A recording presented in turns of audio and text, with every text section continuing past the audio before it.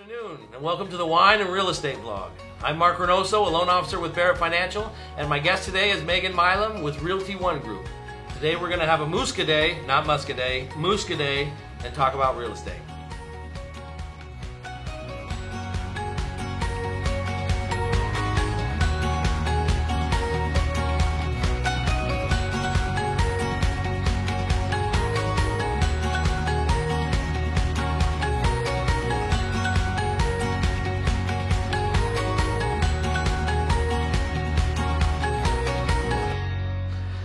Good afternoon and welcome to the Wine and Real Estate Vlog. Today we're checking out a 2015 Chateau de Jaunet Muscadet, and it's not pronounced Muscadet, as some of you might think.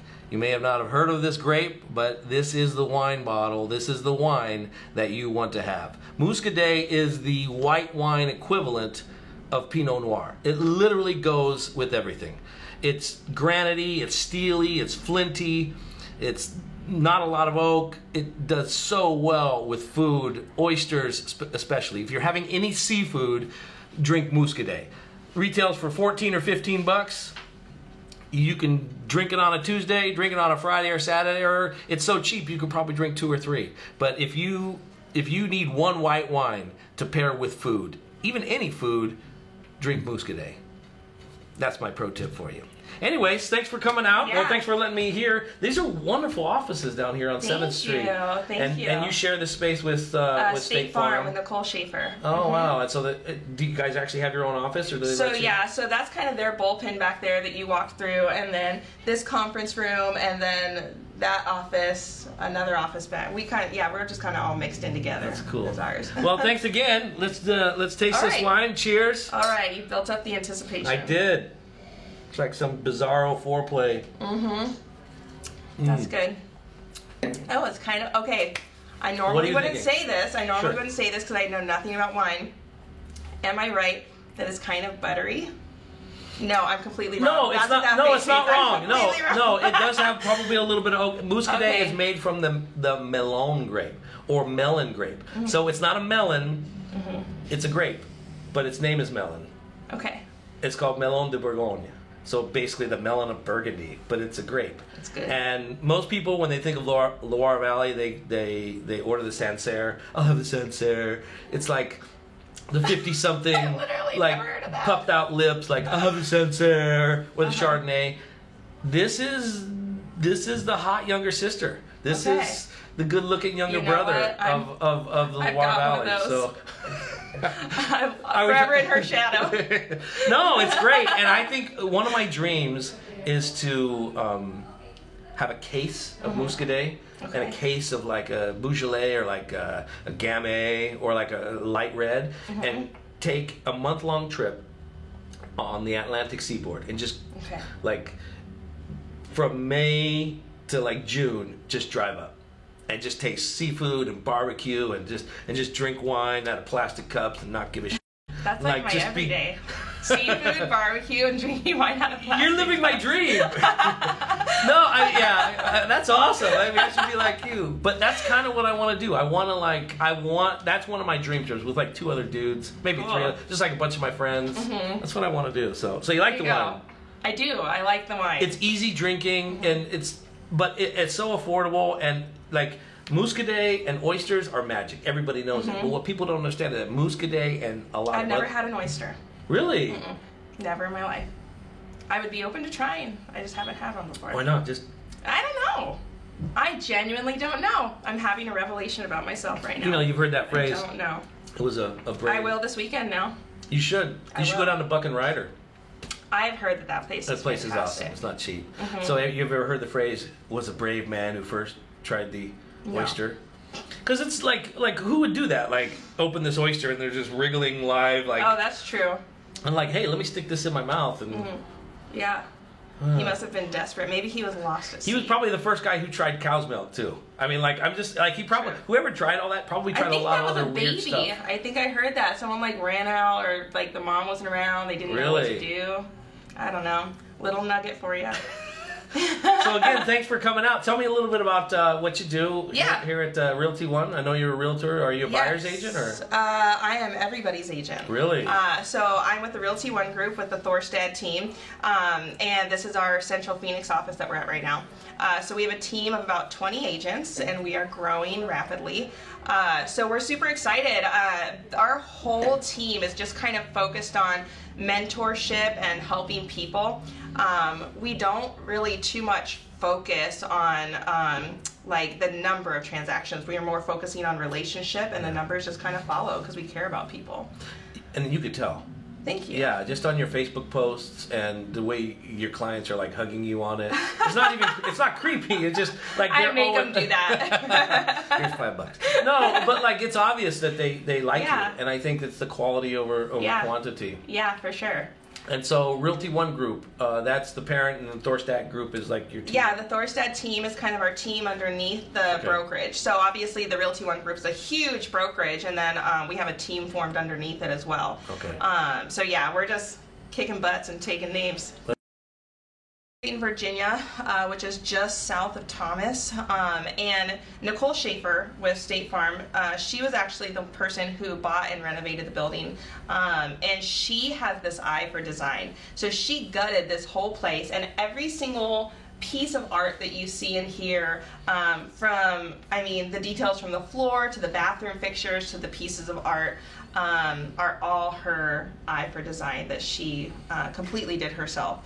And then she, very much like Justin as well, is that positivity driven, energy goes where attention flows. Is that what you call it? Yeah.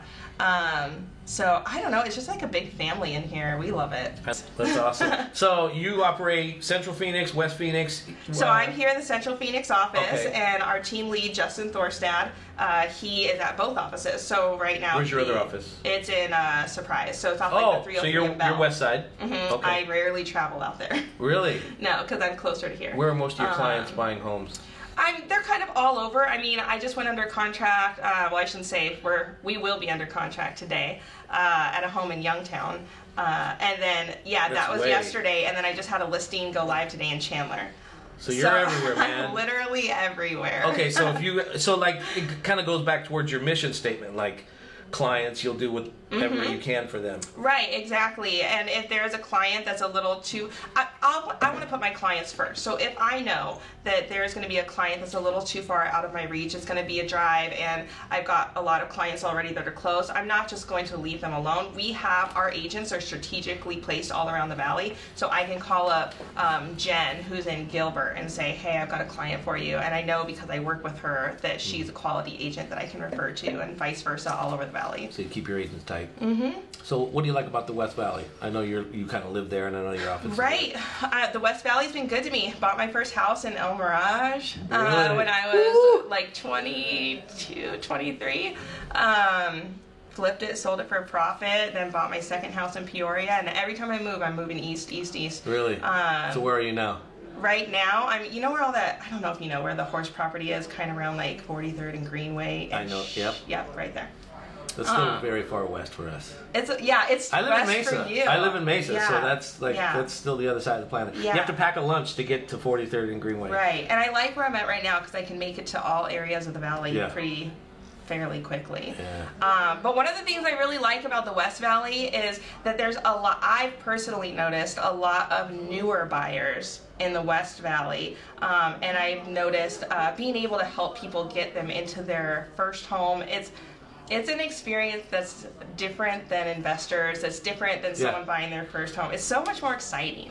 I know. I agree. They're so passionate. I in my first episode, I famously compared an investor, buyer, and a first-time home buyer as having sex with somebody you like versus having sex with a hooker. One is just all about the needs, and one is all about the affirmation. And like I like first-time home buyers, and I think the West Valley is all about that. Well, I like all buyers. Yeah, exactly. Well, that's your job too. But I think you just like people. I think that's important. Yeah. But I think the West Side is just blowing up. And, it is. And all these companies are moving there. Amazon, and I'm sure there's a million other ones. I know Apple. Well, I think every area of the valley is so hot right now. It's all blowing up, but I've noticed that it's different. they're all blowing up for different reasons. Like, for example, West Valley, I've seen a lot of, like we said, newer buyers. Yeah. And then you got a lot of your second, they're like people that are ready to buy their second or third home, they're selling in the West Valley. You've got Maryvale is like exploding right now for flips. Investors are buying them and flipping them. Is that the next hot spot? Because I have a friend who lives in Maryvale, and he's like, it's bad, and then a couple nice houses, and then bad. All I know is I work with a lot of investors, and investors love Maryvale because they can buy for so cheap, and the spread is like pretty cushy. And it's still close. It's like 35th Avenue, and like no, that's really good. Yeah, and then you've got Sunny Slope that's getting built up, and you've got a lot of people buying like fourplexes and stuff. So every area is exploding. It's just for different people. And people want to be close. The traffic's getting a little worse in this valley. We all know that. I'm from Orange County, California, so it's still a breeze for me. It's still great. Yeah, no, but it is. And I think businesses are moving here in droves, and then the governor, like him or love him, he has made it pretty business friendly for people to move here. So, and West Valley just has land. I mean, it is there's no physical encumbrances. Like, people are just moving out there. Yeah, you get out towards like Waddell and everything, and it's just like and then over to Buckeye, and then that's its own little town. Yeah, and if you're willing to, commute for a little bit, that area is going to get built up, and your equity is going to be insane. So you're obviously really busy, and I can tell just by talking to you, you're super passionate. Next question. We've talked about a lot of different things. Movies. Okay, so this was kind of a difficult one for me. One, I have to go with, because this is like desert island movies. Like, you're watching these movies for the rest of your life. The rest of your life. Right. So I had to include a nostalgic, an action, and a comedy. So you actually did you do a flow chart? Did you think about this? No, I am not that kind of person. But like, nostalgic is like White Christmas all the way. Bing Crosby. Oh, really? Yeah. I haven't seen that. Oh really? My gosh. Love it. But could you watch it all the time? All the time. Desert Island movie. Oh yeah, I watch it when it's not even Christmas. Still. Really? Well, they start Christmas in September now. So. I start Christmas year long. But yeah. So, White Christmas. And then, if I'm going to be on Desert Island alone, I need some eye candy. So, that's where I had trouble with my action piece, because I'm like, I love The Rock, but I don't really want to watch his movies forever. Okay, so, this is a hard question. I know. So, I went with my boo, Tom Hardy. And Tom Hardy is pretty great. Yeah. Okay. And I went with Bronson. I didn't. Oh, about the guy, the maniac killer, the guy. Yes. So I didn't see that either. It's a true story. Yeah. Like, Britain's most famous criminal, robbed a postal service, whatever, and then was in solitary confinement for 3 years. Didn't he cut off his ear or cut off his lip or something? Yeah, he just killed like a lot of people. But Tom Hardy is like in that movie. Really? Yeah. I'm going to have to note that one. Yeah, that's a good one. And then my comedy was The Night Before, which is also a Christmas movie. Wow! You have just completed the trifecta that I have never seen. Yeah, and that's because, one, it's hilarious, and two, because Seth Rogen is like my dude. He is funny. Yeah, I love him. Funny guy. Wow, there's always been movies that I haven't seen when people talk about, but I have never seen any of those. Really? I feel very inadequate right now. Well, I haven't drank a lot of wine that you have, so we're in good company. Amazing. So what about you? Movies? Mm-hmm. Wow, I am always surprised when people ask me this question because I hadn't thought about it. Like right now, like just like today, because it changes. Yeah. Cutting Edge. I don't even know what with D.B. Sweeney and Moira, whatever her name is, about the ice skating. Oh yeah. Yeah, that's like 80s movie. I know, I was like 3 years old when that came out. That's dating me. I'm gonna go now. Should I leave? I mean, like. I remember it though. I think I need some more wine. Like this is. You can pour me some too. Oh my god. You're like, my grandmother used to show me that movie. Oh wow. Okay. So let's talk a little bit about technology and how it's completely changing the game. It's changed lending.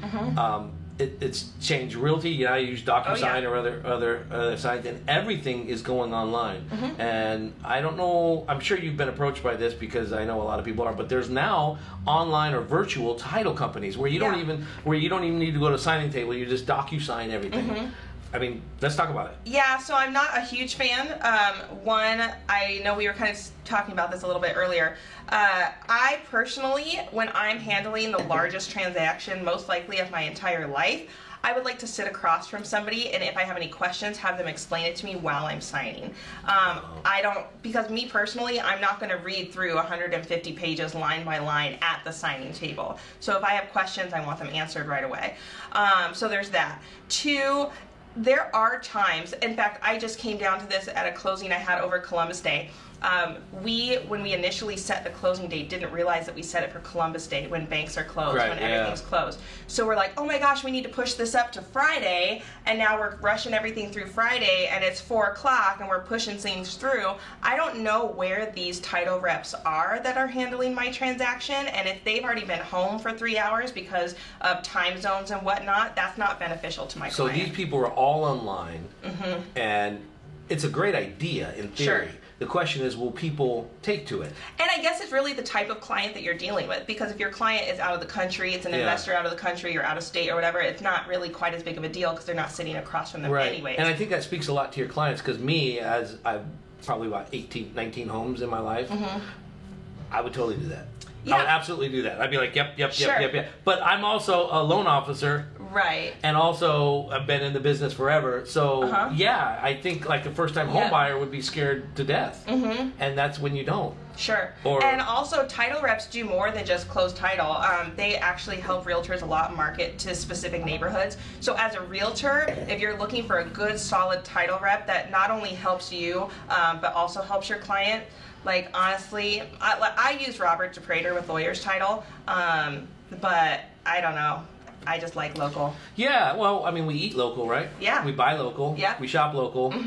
We title local. Yeah. You should. Yeah, for sure. Yeah, no, that's actually a really good point. I mean, like, it's nice to stare at the person and and I think sometimes, like, if you had a question, if you were online, you might not ask the question. Where if the guy's across from you or the gal's across from you, you'd be like, oh, I don't understand that. Whereas if it's online, you know, you don't want to maybe bother them. And and again, totally the personality and the experience of the client. Because if I'm buying my 10th home and it's an investment property and I'm just closing it to flip it in 90 days, not a big deal as much as... Okay. Yeah, okay, so... And are they recording releases? Like, I don't know what they're doing. I don't know. Well, I think it's just kind of the same principle. And I think my point is at what point does this become a thing? Because if it's the same, you're going to use your title company. Sure. But if it's a third... Right. Then, I mean, an experience is an hour, but an experience is an hour. But like a reduction of $1,000 in title fees is forever. Well, and that's what I was wondering was what are the fees? Because are they then tacking on a bunch of junk fees for couriers and like whatnot? Because obviously they're not an office where we can. I think the opposite. I think their escrow fee really, really low because they don't have brick and mortar. I think it would be opposite. I haven't checked, but like there's a couple of them in the valley and they're starting to gain steam, and this is a real thing. Sure. It's just like. It's a very real thing that people need to watch out for. Okay, so we need to wrap it up, but I want at least one word association game. I didn't prep you for this, so no, you did not. Maybe you need to do a swig, and then we'll figure it out. Okay, so I want to say one word, and then you can tell me one word back. Okay. Right? Sure. Relating to your business. Okay. Zillow. One word. Innovative. I'm wow. my words. Okay. I didn't expect that. So there's like haters for Zillow, right? Every realtor is like, oh my gosh, Zillow's ruining my business and whatnot. No one's ruining your business. Take responsibility. It's your business. If something's getting ruined, that's on you. When technology moves, when society moves, when business moves, you got to move with it. And if you don't, that's on you. So use Zillow to your benefit. How are you marketing on Zillow? And I personally don't pay Zillow a dime. I never do. However, I know that other people are looking on Zillow. So I'm making sure that my coming soon listings are there, that, whatever, my open houses are there. Like, use it to your advantage. Don't blame other people for why you're not working. Man, that's amazing. All right, so, Amazon. Awesome. I'm a Prime member. We all are. Are they going to start delivering groceries? I've heard. Well, they're in the real estate game now. Are they? Yep. Why have I not heard that? What are they doing? They started their beta testing, and they're gonna, instead of a secondary like a lateral platform, they're gonna become like a Zillow. But nice. Yeah, it's gonna be crazy. So we'll see. I don't know. The more the merrier. Get in here, make it, and you know what? I see it as a challenge. I'm ready. You know what? And I think you'll probably be one of the last people standing because it is a personality game, and you have a great one. So. Thank you. But anyways, thanks so much for coming out. Yeah. I appreciate it. Mark Reynoso, loan officer with Barrett Financial. Megan Milam with the Realty One Group. We'll be back next week with more great stuff on wine and real estate. Cheers. Cheers.